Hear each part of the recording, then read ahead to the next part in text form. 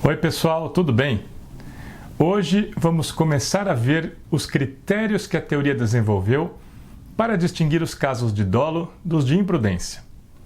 E quando eu digo que a teoria desenvolveu, é porque apesar de alguns códigos conterem conceitos de dolo, como é o caso do brasileiro e do italiano, esses conceitos foram elaborados com base na teoria e não o contrário. Inclusive, existem códigos que nem têm uma definição de dolo. Nos códigos alemão e espanhol, por exemplo, não existe um artigo que contenha um conceito de dolo. Esse conceito é elaborado diretamente pela teoria jurídica. E mesmo os códigos que definem o dolo, como é o caso do brasileiro, do italiano e do português, não dispensam a teoria para a sua interpretação.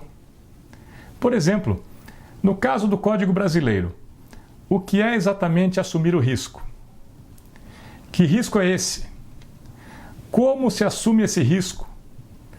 Tudo isso é definido pelas teorias do dolo. Então, vamos ver quais são essas propostas teóricas. Claro, não vamos ver todas. Só algumas que me parecem ser as mais relevantes e que sejam suficientes para você entender do que se trata e como elas são utilizadas. Se você realmente quiser estudar esse assunto em detalhes, vai ver que existem várias sutilezas e especificações que eu não vou tratar aqui. Mas vamos lá. A primeira das teorias é conhecida como teoria da vontade.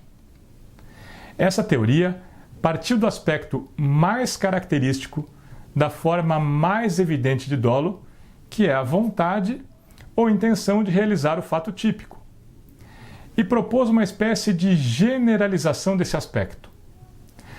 O que essa teoria propôs foi atribuir um sentido ampliado à palavra vontade para formar uma espécie de sentido jurídico dessa palavra. A ideia é considerar que quem realizasse uma conduta, sabendo de suas consequências necessárias, ou sem se importar com suas consequências, não poderia dizer que não queria que as consequências ocorressem. Então se considerou que quem agisse nessas circunstâncias, de alguma forma, queria essas consequências. Na verdade, a proposta cria uma certa ambiguidade. A palavra querer é considerada em dois sentidos.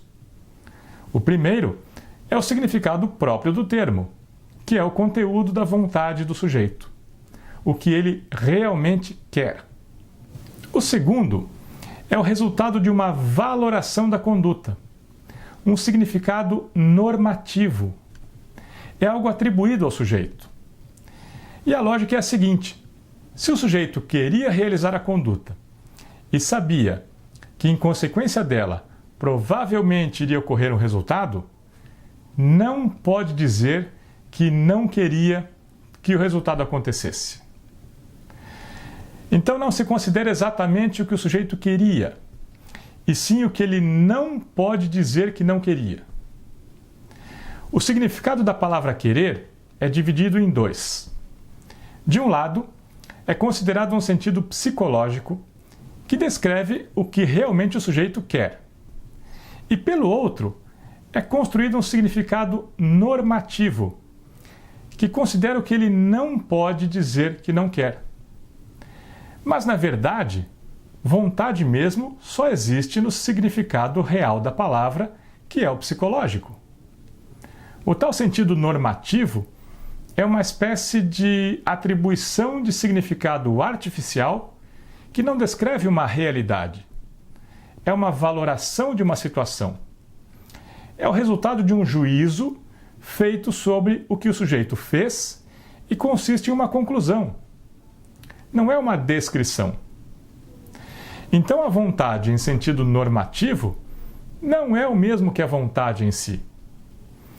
A vontade em si tem um conteúdo psicológico.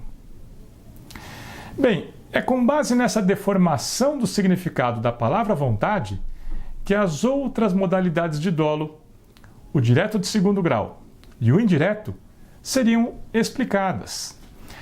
É feita uma ampliação do sentido da palavra, mas isso gera problemas. O primeiro deles é que o método utilizado é uma deformação semântica. Isso é o que era chamado no século passado de ficção jurídica.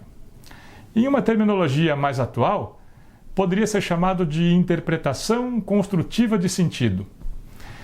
Mas esse tipo de proposta sempre foi problemática em direito penal porque afeta a segurança jurídica.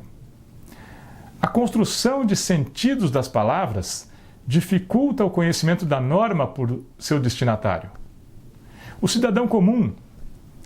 E esse cidadão fala a linguagem comum. A criação de sentidos artificiais das palavras não é compatível com o Estado de Direito. E o segundo problema dessa proposta é que a própria solução apresentada também é artificial. Não é verdade que alguém que não se importa com as consequências da sua conduta queira essas consequências. Já no caso do dolo direto de segundo grau, em que o sujeito tem consciência das consequências necessárias da conduta, ele pode querer exatamente o contrário. Ele pode querer que as consequências não ocorram, mas aceitar isso contra a sua vontade, como um mal necessário para atingir o seu objetivo. E é por isso que se afirma que é possível a existência de um dolo sem vontade. Sim, sem que o sujeito queira, em sentido psicológico descritivo, a realização do resultado típico. E se é possível a definição do dolo sem que o sujeito queira o resultado, essa vontade não deve ser um elemento essencial, ou seja, indispensável do dolo. Claro, isso não significa que, além do aspecto cognitivo, o que o sujeito sabe, não seja necessário mais nada.